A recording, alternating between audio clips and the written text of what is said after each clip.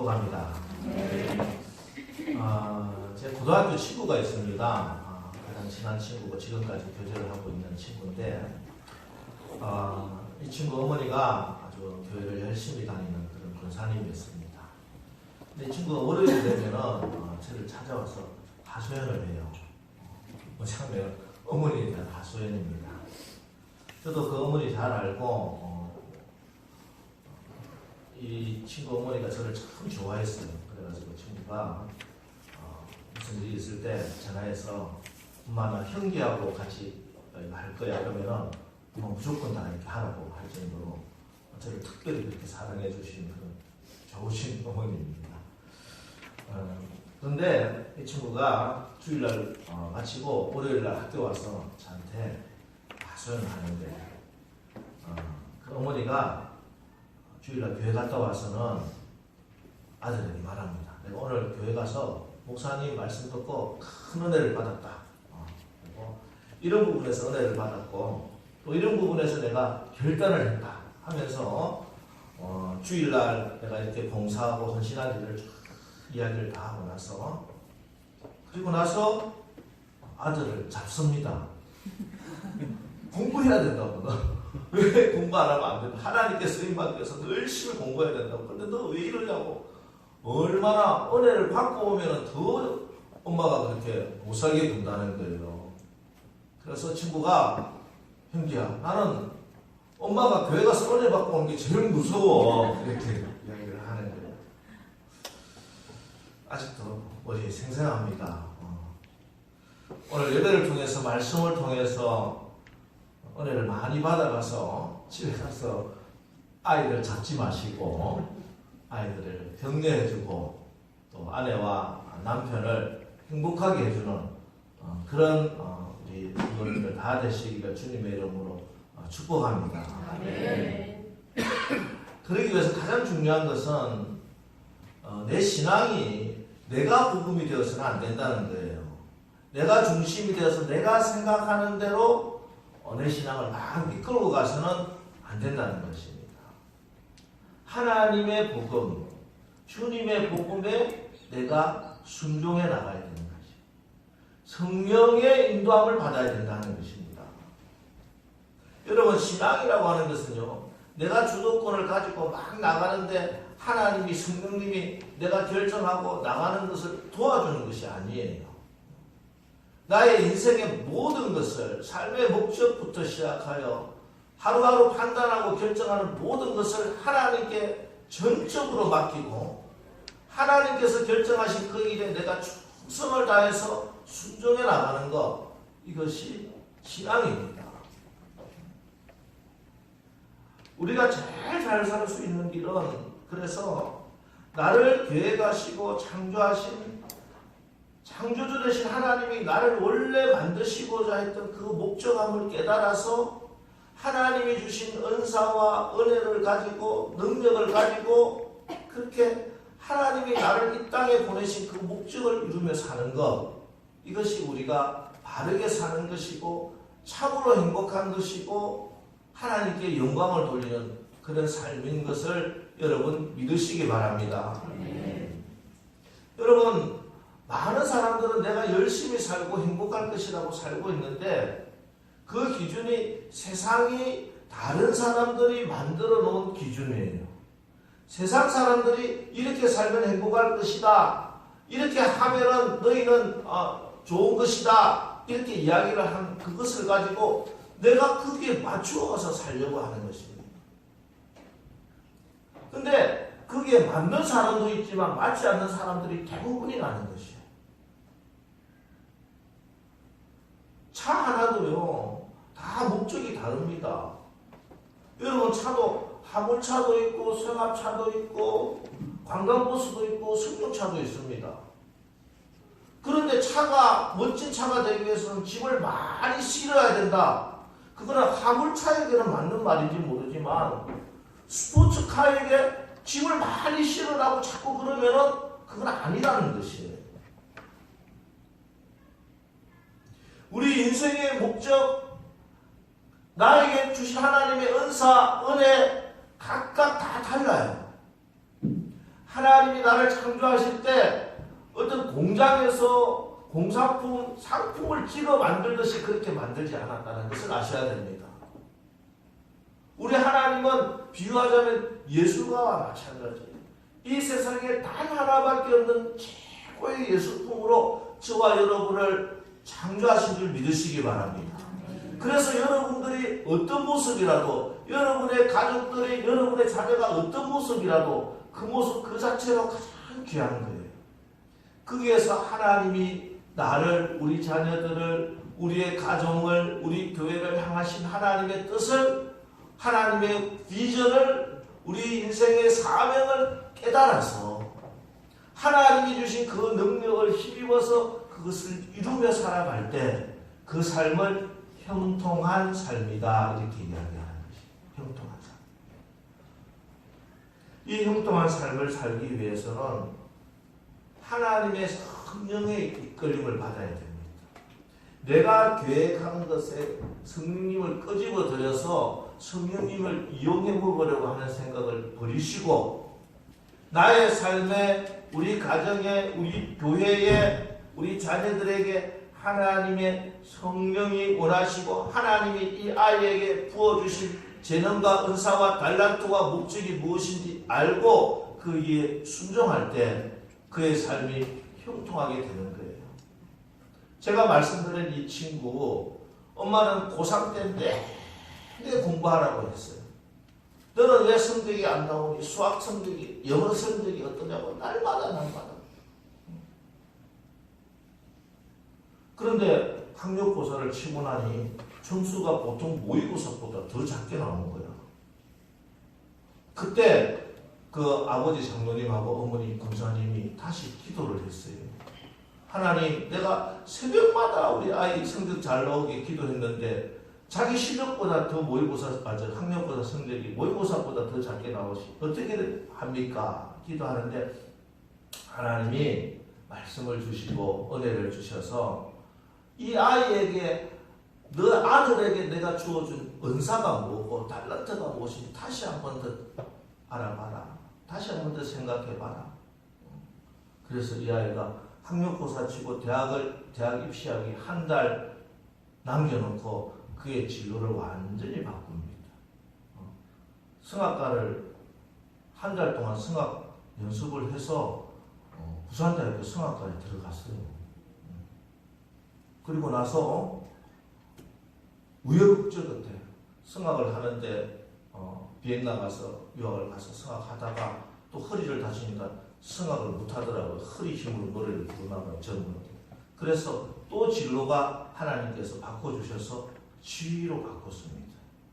지금 대한민국에서 꽤 유명한, 대중들에게는 꽤 유명한 그런 지휘자가 되어서 자체 오케스트라도 운영하는 그런 훌륭한 지휘자가 되었어요.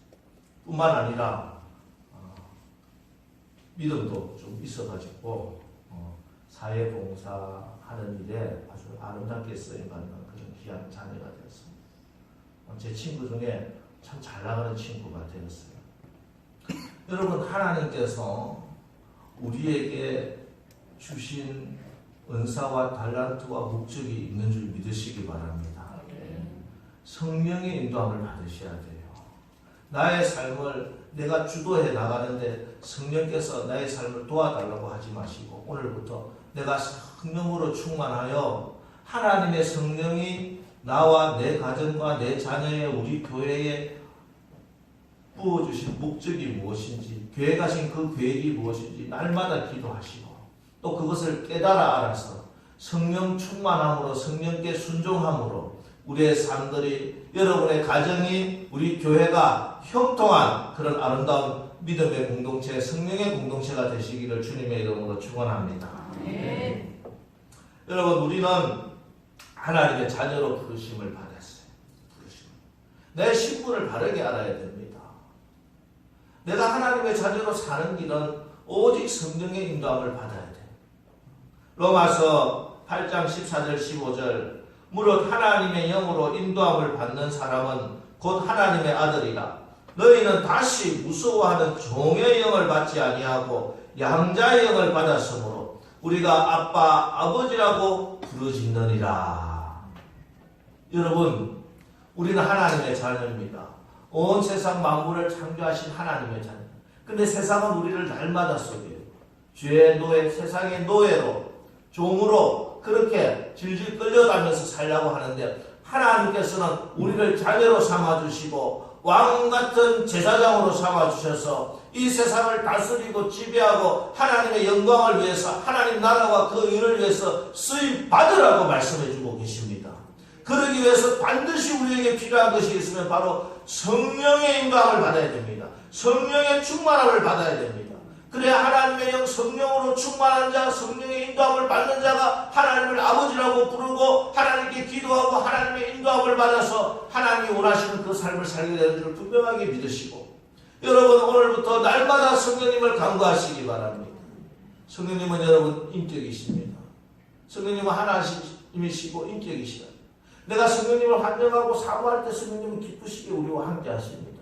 그러나 내가 성령님을 거부하고 성령님을 주저하고 성령님과 함께하기를 싫어하면 성령님께서는 참고 기다리시고 날마다 애통해하고 계시다는 것이에요. 성령님을 근심하게 하면 안 됩니다. 성령님은 우리와 함께 하신 것을 가장 기뻐하십니다. 성령님이 함께 하시고 성령의 온전한 지배를 받는 것이 성령의 충만함이에요. 그러기 위해서 우리에게 필요한 것 다른 어떤 것도 없습니다. 여러분 마음을 환히 여시고 정말 내가 성령의 인도함을 받고 싶습니다. 성령이 나의 삶을 온전히 지배하기를 주님처럼 원합니다. 성령님 환영합니다. 성령님 오시옵소서. 성령님 나를 다스려 주시옵소서. 여러분 마음의 진심으로 그렇게 고백할 때 성령께서 여러분과 함께 해주시고 여러분 가정과 함께 해주셔서 성령의 인도함을 받는 형통한 삶을 살게 해주실 줄 분명히 믿으시기를 주님의 이름으로 축원합니다.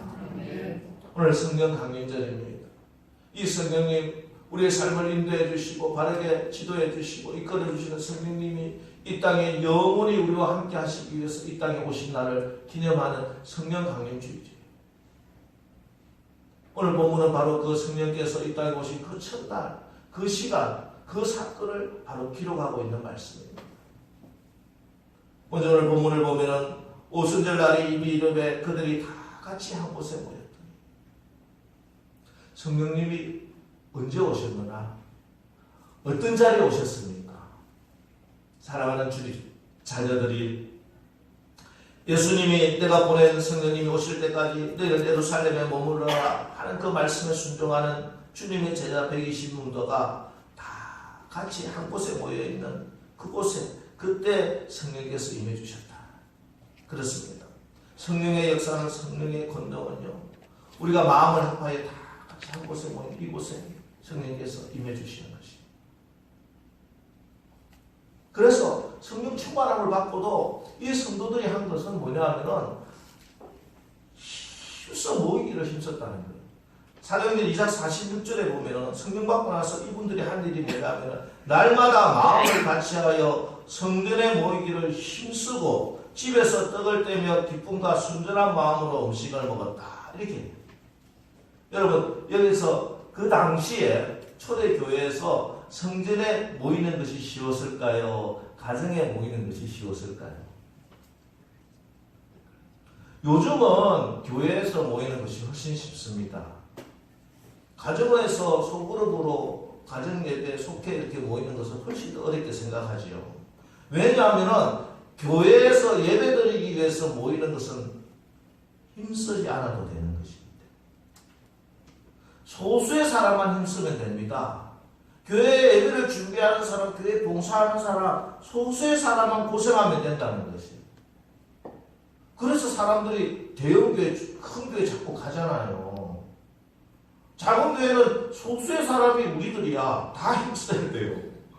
그런데 큰 대형교회 가면은 진짜 소수의 사람 한 5%, 10%만 힘쓰면은 나머지 90%는 와서 옷 잘 차려입고 편안한 의자에 좋은 찬양대, 좋은 조명에 화려한 하나님의 말씀을 잘 듣고 맛있는 식사하고 집에 가면 된다는 거죠.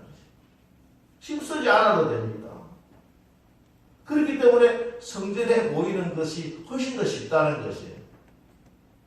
반면에 가정에서 속회 예배를 드린다고 생각해 보십시오. 힘듭니다. 왜냐하면 힘써야 하기 때문에 그래요. 집안 청소도 해야죠. 속회 예배 드리는데 그냥 여러분 사는 그대로 그 모습대로 속회 예배 드릴 수 있어요? 그렇게 평소에 깨끗하게 사는 분들이 얼마나 많은지 모르겠지만, 아니 손님들 오고 예배 드린다면 청소해야 돼요. 또 뭐 식사는 아니더라도 차라도 다가라도 준비해야 되고 힘써야 됩니다. 그래서 싫어합니다. 그런데 초대교회는요, 이 집에서 모이는 것보다 성전에서 모여서 예배 드리는 것이 훨씬 더 어려웠습니다. 그래서 성전에 모이기를 힘썼다 이렇게 이야기해요. 힘썼다. 힘을 써야 된다는 거죠. 그 힘쓰는 것이 보통 생각하는 그런 힘쓰는 것이 아닙니다. 목숨을 걸 만큼 힘을 써야 되는 것이었어요. 아직까지 기독교가 공인되기 전이었고, 자기들이 섬기는 예수는 로마 국법에 의해서 사형수로 십자가에 처형당한 사람이었어요. 그래서 예수를 쫓아다닌다는 것은 그 사회에서, 그 무리에서 추방을 당하는 것이고, 나중에 박해시키고 오면요, 예수 믿기 때문에 죽어야 되는 상황이 되었어요. 그래서 지하에 동굴을 파고 지하에 그 무덤, 카타콤에 모여서 예배를 드리는, 몰래 서로 암호를 만들어서 익투스, 물고기 그림을 그려가면서 몰래 모여서 혹 발각이라도 되면은 순교를 당하는 그런 위험한 그런 모임이었어요. 그게 바로 오늘 성경에 말씀하는 힘써 모였다는 말씀이에요. 힘써 모였다는 것은 아침에 잠 조금 더 안 자고 일어나는 그 정도가 아니라, 내가 좀 불편할 정도가 아니라, 좋은 세상 사교 모임에 안 가는 정도가 아니라, 목숨을 걸고 예배만큼은 죽는 한이 있더라도 내가 모여서 드려야 된다. 이것이 힘써서 모이는 것이었습니다. 왜 이분들이 그렇게 목숨까지 내걸면서 힘써 모였습니까? 왜 그랬을까요? 바로 성령께서 이렇게 성도들이 힘써 모이는 그곳에 임해 주셨기 때문에, 그곳에서 성령 충만함을 받은 경험이 있기 때문에, 그 체험이 있기 때문에, 오늘도 이 세상을 살아가면서 성령의 도움 없이는 살아갈 수 없다는 것을 분명히 알기에, 그 성령의 충만함을 위해서 그들은 힘써 모인 줄 믿으시기 바랍니다. 네. 오늘 우리도 마찬가지입니다. 주일날 이 한 시간 하나님 앞에 예배 드리는 거 쉬운 일 아니지요. 제가 목숨까지 내든다 비교를 했지만, 이 세상을 살아가는 데서 무엇인가 우리는 희생하고 포기해야 예배를 드릴 수 있는 것입니다. 그래서 이 예배 자리 함께 모인 이 자리에 성령께서 기쁘게 임재해 주시고 우리와 함께 해주시고 성령으로 충만하게 해주심을 분명히 믿으시기 바랍니다. 아멘. 여러분, 이 예배 자리, 성령께서 함께 하시는 이 예배 자리 소중하게 내가 하늘 날아가는 그 순간까지 꼭 지켜서 날마다 성령의 인도함을 받고 성령의 충만함으로 승리하는 믿음 생활의 주인공들 다 되시기를 주님의 이름으로 축원합니다. 네. 여러분, 성도들이 이렇게 힘써 모여서 뭐 했습니까? 사도의 가르침을 받았어요. 성도들이 서로 교제했어요.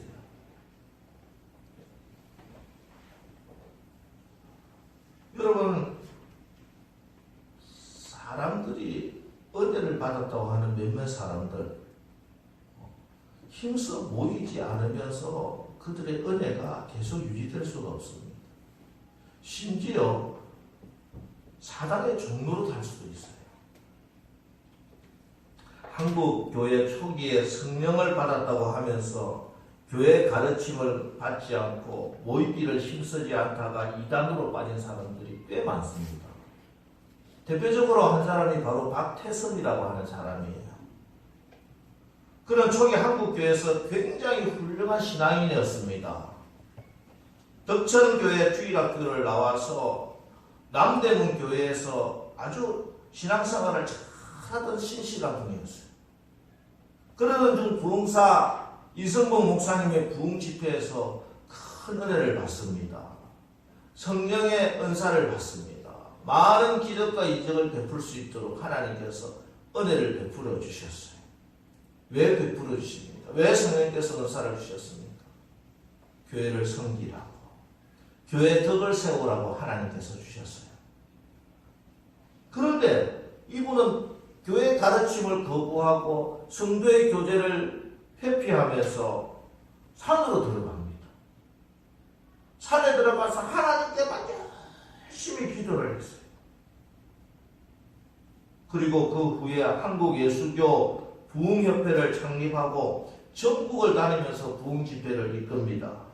결국 자신이 천부, 식물성 감람나무이자 육신을 입고 이 땅에 오신 하나님이다, 내가 천부다, 천부교라고 하는 이단을 만들고 부천을 중심으로 신앙촌을 만들어서 한국교회 아주 끔찍한 그런 이단으로 그렇게 많은 사람들을 이단으로 끌고 나가는 그런 사람이 되고 말았습니다. 여러분, 신앙생활 하는 데 있어서 교회에서 힘써 모이는 것이 얼마나 중요한지 아십니까? 여러분의 구원을 하나님께서 지켜주시고자 우리 성도들의 모임을 허락하신 것을 여러분 분명히 믿으시기 바랍니다. 이 예배 자리, 속회 모임 자리, 기도 자리, 성경 공부 자리, 여러분은 꼭 지키시오. 그래서 늘 끝까지 오직 성령의 인도함을 받으시기를 주님의 이름으로 축원합니다. 그 성도들의 모임의 모습이 사도행전 1장에 나와 있어요. 예수님께서 승천하시면서 예루살렘을 떠나지 말고 내게서 들은 바 아버지께서 약속하신 것, 곧 성령님을 기다리라. 이 말씀에 순종하여 120문도가 마가의 다락방에서 여자들과 예수의 어머니 마리아와 예수의 아우들과 더불어 마음을 같이하여 오로지 기도에 힘쓰더라. 기도에 힘썼다는 것이에요. 여기도 동일한 말씀입니다. 여러분, 성경에서 힘썼다는 게 그냥 말씀이 아니에요. 이거는 할 수 없는 일을 하려고 몸부림치는 거예요. 실험하는 거예요. 힘써야 되는 것들이 있다는 것이에요. 모이기를 힘써야 되고요, 기도하기를 힘써야 됩니다. 예수님께서 승천하시면서 바로 성령님을 싹 보내주시면 얼마나 좋을까? 그런데 왜 10일이라고 하는 기간 동안 성도들을 모으시고 힘써 기도하게 하시는가? 서로가 기도로 하나 되게 하기 위해서 그래요. 기도로 하나 되게. 전혀 다른 사람들입니다. 나라가 15개예요. 연령도 천차만별이고 배운 사람, 못 배운 사람, 잘난 사람, 못난 사람, 나이 많은 사람, 어린이, 여러 명들이 다 모였어. 그런데 이들이 하나가 되어야 합니다. 그래야 성령께서 역사하세요. 그래서 기도하게 하세요. 그 기도가 쉬운 게 아니에요. 힘써야 되는 것이에요. 여러분, 신앙생활이 설렁설렁 하는데도 내 신앙 잘 된다, 절대로 그런 신앙은 없습니다. 성경에 기록된 바른 믿음, 바른 축복, 바른 신앙은 날마다 힘써야 되는 것이에요. 쉬운 대로, 내 마음 가는 대로, 내 목 가는 대로 설렁설렁 다니는데 내 신앙이 잘 되고 하나님의 축복을 받았다, 거짓말입니다. 그 복음이 아니에요.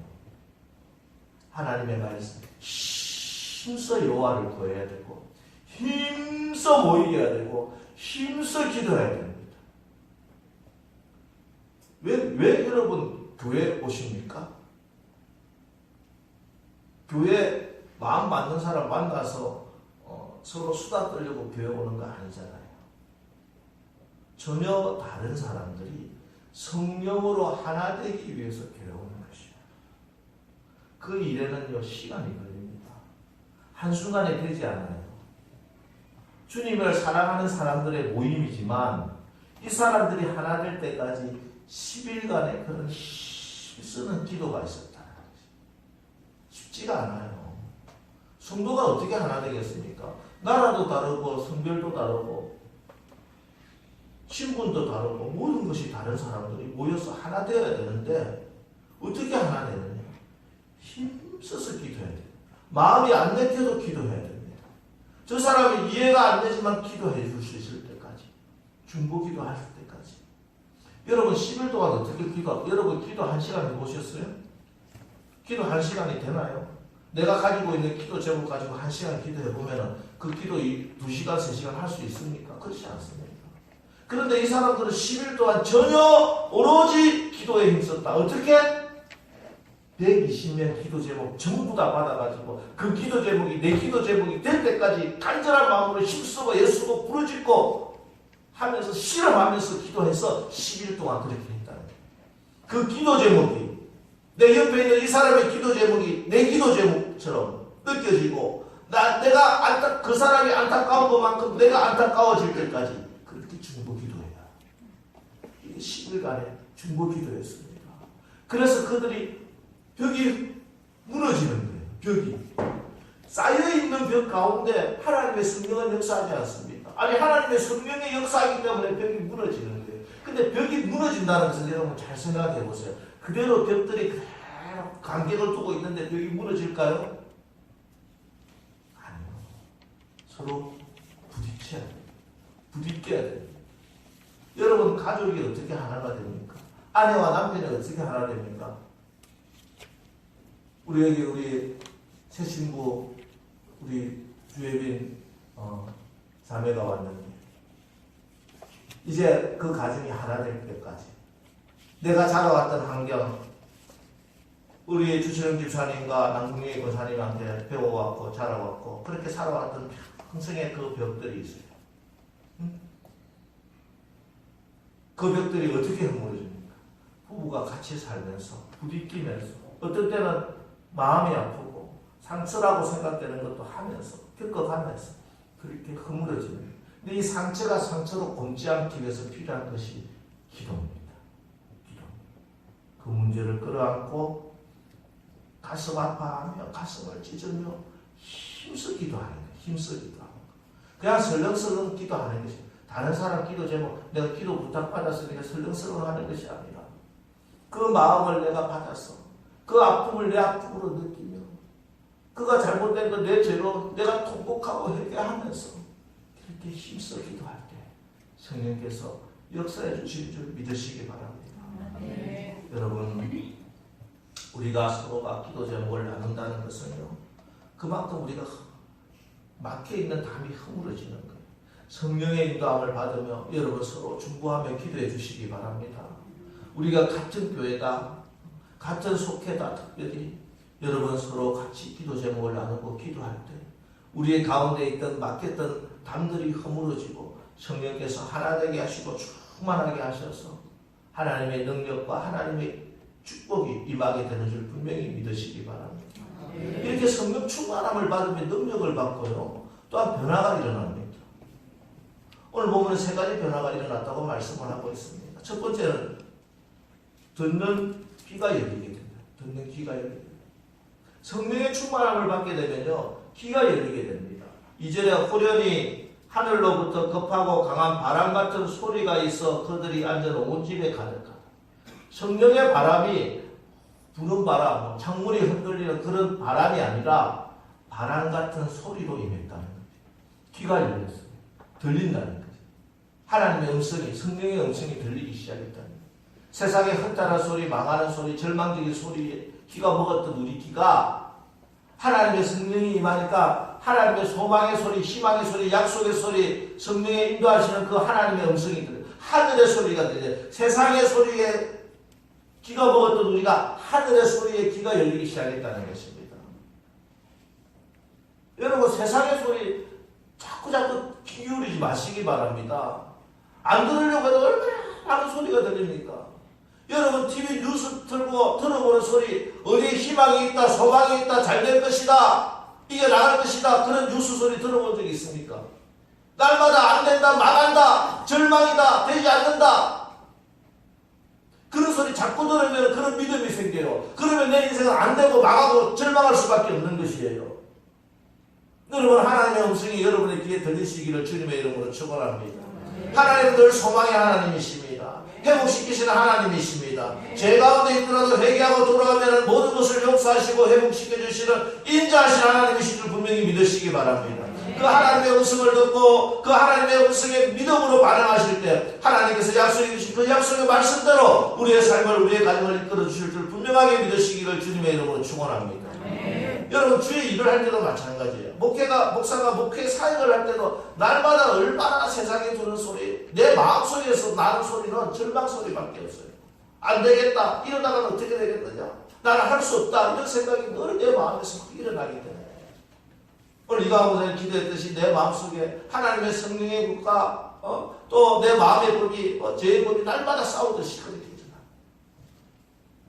스테니 존스라고 하는 인도의 선교의 아버지라고 부르는 선교사님이 있습니다. 처음에 인도에 가서 선교를 하는데 한 사람도 복음을 받지 않아요. 한 명도, 단 한 명도 복음을 받아들이지 않아요. 탈진해서 그때 쓰러지고 말았습니다. 그때 하나님의 음성이 들립니다. 왜 쓰러져 있느냐? 왜 쓰러져 있느냐? 하나님, 저는 아무것도 할 수 없습니다. 내가 아무리 전해도 들어주는 사람 아무도 없습니다. 열매가 없습니다. 이때 하나님의 음성이 들립니다. 이 사과나무를 보거라. 햇빛이 그렇게 뜨겁게 내려지고 농부가 그름을 아무리 열심히 주어도 7년이 되어야 열매가 맺는 것이란다. 이 음성을 듣고 다시 일어나 결국은 인도 선교의 아버지가 되었습니다. 예, 우리 주변에는 많은 소리가 있습니다. 세상의 소리도 있고 특히 듣지 말아야 할 소리들 너무 많습니다. 여러분 귀가 복된 귀가 되시기를 주님의 이름으로 축원합니다. 그러기 위해서 성령을 강구해야 되는 거예요. 여러분 내 귀에는 왜 나쁜 소리, 내가 나쁜 정보만 내 귀에 들릴까? 꼭 내가 망하는 정보만 알려줘요. 야 이렇게 하면 사기꾼들 소리만 그렇게 혹하게 들리는 사람들이 있습니다. 그런 소리 안 들으려고 한다고 안 들리는 게 아니잖아요. 어떻게 해야 되겠어요? 성령의 충만함을 강구하십시오. 성령님 나의 귀를 지배해 주시고 세상에 나를 미혹하고 유혹하고 나를 망하게 하는 그런 세상 소리를 닫게 해주시고 하나님께서 주시는 축복의 말씀, 하나님의 음성을 들어 나갈 수 있는 제 귀가 될 수 있도록 성령께서 나를 충만하게 다스려 주옵소서. 이렇게 기도하여 하나님의 음성을 듣고 하나님의 뜻을 헤아려 나가는 믿음의 승리자들 되시기를 주님의 이름으로 축원합니다. 두 번째로 성령 충만한 교회는 보는 눈이 열리게 됩니다.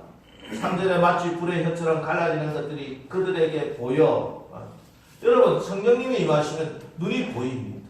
여러분 눈앞에 깜깜하고 아무것도 보이지 않습니까? 여러분을 죽이려고 달려드는 모든 문제들밖에 안 보여서 산처럼 강한 문제들밖에 보이지 않습니까? 여러분의 눈이 열리게 하나님의 성령이 임하게 해달라고 기도하시기 바랍니다. 열왕기하 6장에 이스라엘과 아람이 전쟁을 할 때 아람 군대가 도단성을 포위합니다. 엘리사의 사환이 나가서 보니 도단성을 완전히 적군들이 포위하고 죽게 생겼어요. 그때 엘리사가 기도합니다. 두려워하지 말라. 우리와 함께 한 자가 저와 함께 한 자보다 많으니라. 이렇게 이야기하고 여호와여 원컨대 주의 눈을 열어보게 하옵소서.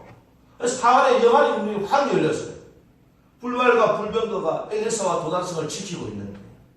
여러분 우리가 때때로 내 눈앞에 보이는 것은 절망스러운 상황밖에 보이지 않을 때가 있습니다. 예, 그것은 눈에 보이는 것입니다. 그런데 진짜 보아야 할 것이 있다는 거예요. 지금도 하나님의 능력의 손이 하나님의 천군천사를 동원시켜서 여러분과 여러분의 삶을, 여러분의 가정을, 여러분의 사업장을 불말과 불병거로 지키고 계신 것을 분명하게 믿으시고 당대한 믿음과 용기를 가지고 나가 승리하시기를 주님의 이름으로 축원합니다. 여러분 무서워 벌벌 떨 때, 두려움이 올 때 하나님 나의 눈에 성령으로 충만하게 하옵소서. 내 영안이 열리게 하여 주시옵소서. 하나님의 도움의 손길이 보이게 하여 주시고 내가 나가야 할, 결정해야 될, 내가 걸어나가야 할 그 길이 바르게 보이게 하여 주옵소서. 기도하시고 성령의 인도함을 받아서 승리의 길, 축복의 길로 날마다 나가시기를 주님의 이름으로 축원합니다. 마지막으로 성령이 임하면 여러분 말이 통하게 됩니다. 15개의 나라의 사람들이 성령이 임하자 서로 말이 통했다는 게 방언이 터졌는데 그 방언이 우리가 지금 생각하는 고린도전서에 나오는 그런 방언과 다른 방언이었어요. 이때 마음은 서로 말이 통하고 말을 하는데 서로 다 알아듣는 거예요. 외국말 중국 사람이 중국말하고 나는 한국말하고 미국 사람 미국말하고 인도 사람 인도말 하는데 다들 말이 서로 통하는데요. 여러분 성령이 임하면 통하게 됩니다. 여러분 통해야 됩니다. 모든 것이 통하지 않으면 문제가 생기게 되는 거예요. 사람의 몸도 잘 통해야 됩니다. 혈관도 잘 통해야 되고 신경도 잘 통해야 되고 그 사람이 건강한 사람이에요. 뭔가 막히면 큰일 나는 거예요. 여러분 혈관이 얼마나 많은 혈관 지구를 몇 바퀴 돌 만한 그렇게 많은 그런 미세한 혈관들이 가득 차 있는데 우리 혈관 하나가 막히게 되면 큰일 나잖아요. 몸도 가정도 마찬가지고 내 믿음 생활도 마찬가지고 잘 통하는 가정이 되셔야 됩니다. 자녀들과 부모님이 안 통하니까 자녀들이 엄마 아빠 나하고 안 통해. 그리고 나가지고 쓸데없이 친구들하고 통한다고 서로 이야기하다가 엉뚱한 결론을 내고 엉뚱한 짓을 하고 있잖아요. 남편과 아내가 서로 통해야 되는데 안 통한다고 생각해가지고 남편하고 이야기해야 될 것을 남자친구하고 이야기하다가 큰일 나잖아요. 여러분 가정이 서로 잘 통하는 가정이 되시기를 주님의 이름으로 축원합니다. 네. 어떻게 통할 것입니까? 좋은 시간 가지고 서로 여행 다니고 그런다고 물론 그것도 조금 도움이 되지만 그것으로 완전히 통해지지가 않아요. 온전한 소통, 온전한 서로의 통함, 말이 통하게 되는 것은 하나님의 성령이 임하면 되는 줄 믿으시기 바랍니다. 여러분 오늘 말씀 잘 들어보시기 바랍니다. 내가 지금 이 문제가 환경의 문제고 조건의 문제가 아니라는 것이에요. 이 영적인 문제예요. 내가 내 삶에, 내 가정에, 내 사업장에, 우리 교회에 성령이 지배하고 계시고 성령으로 충만한가 그렇지 않은가의 문제라는 것이지. 그렇기 때문에 우리가 첫 번째로 기도해야 될 것은 하나님 내 가정에, 내 삶에, 우리 자녀들과 나 사이에, 우리 부부 사이에, 우리 교회의 목사님과 나 사이에, 우리 성도들 사이에 하나님의 성령의 온전한 지배가 임하게 하여 주시옵소서. 성령으로 충만하게 하여 주시옵소서. 이 기도가 첫 번째 기도 제목이 되어야 한다는 것입니다. 그럴 때 문제가 해결됩니다. 그럴 때 소통이 일어나게 되고 그럴 때 문제가 해결되는 것입니다. 여러분 성령님은 그래서 있어도 되고 없어도 되고 성령으로 충만하면 좋고 충만 안 돼도 그냥 그렇게 신앙생활하고 문제가 아니라는 것을 분명히 아시기 바랍니다. 성령님은 하나님이시고 여러분 성령님을 믿고 환영하시기 바랍니다. 성령님은 지금도 여러분의 마음을 두드리고 계십니다. 내가 너와 함께하고 싶다. 내가 너를 인도하고 싶다. 내가 참 잘되고 싶다. 내가 하나님이 원래 목적한 그 멋진 삶을 내가 살아가기를 나는 너무 원한다. 나와 함께하자.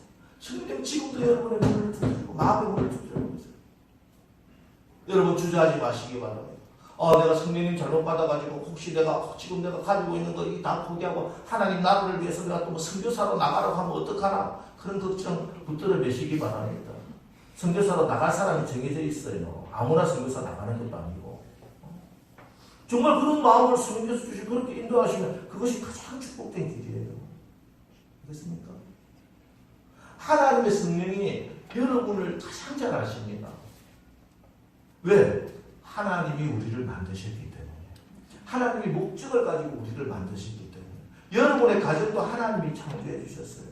우리 교회도 하나님이 창조해 주셨어요. 하나님의 목적이 있습니다. 여러분 성령님을 환영하시고 진심으로 환영하세요. 성령의 인도함을 받는 성령의 충만한 삶보다 더 멋지고 능력 있는 삶은 이 세상에 없습니다. 오늘 성령 강림절 하나님께서 여러분에게 말씀합니다. 여러분 성령 모이기를 힘쓰십시오. 하나님의 교회에 열심히 모이시기 바랍니다. 모이는 그곳에 성령께서 다스리고 지배해 주시고 성령 충만함으로 여러분의 귀가 열려서 세상의 허탄한 소리, 여러분을 속이고 미혹하는 너무 때리려고 하는 그런 소리가 들리지 않고 여러분에게 희망을 주고 축복을 주고 나가야 할 그 길이 들리게 되고 그 길이 보이게 되고 또 서로 소통하고 하나 되고 서로 통하여 하나님이 주시는 그런 멋진 그런 사랑의 공동체, 화목한 공동체, 평화의 공동체, 그런 성령의 공동체가 다 되시기를 주님의 이름으로 축원합니다. 네. 이제 이 시간 우리 오늘 말씀 붙들고 하나님 성령께서 나를 다스려 주시고 우리 가정과 우리 교회를 다스려 주옵소서. 성령으로 충만하게 해달라고 우리 합심해서 기도합니다. 여러분 다른 기도 제목 넣지 마시고 여러 가지 문제가 있는데 그 해결책은 열쇠는 바로 성령 충만함이 있습니다.